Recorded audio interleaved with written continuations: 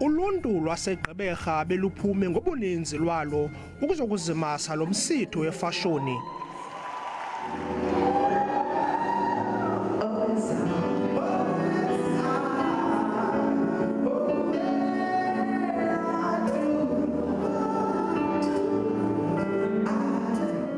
Abavelisi beentlobo-ntlobo befashoni abasakhulayo banikwe ithuba lokubonakalisa ngezakhono zabo.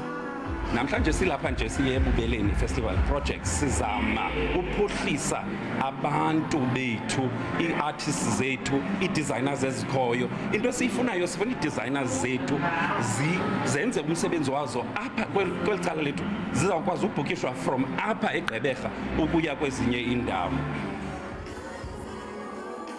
Abanye abavelisi beentlobo-ntlobo zefashoni bafuna ukuzenzela igama kweli candelo.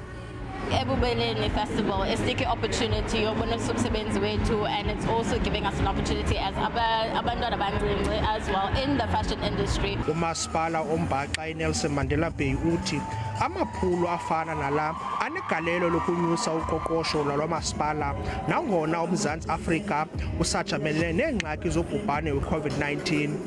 Siyavuya sichulumancile ngomsebenzi omhle kangaka kuba sivusa iqonga lokubonisa izakhono zabantwana bethu. Abaququzeleli banalo ithemba lokuba lo msitho uza kukhula nakwiminyaka ezayo. NguZolani Moya weendaba ze-SABC ndiseGqeberha kwiphondo leMpuma Koloni.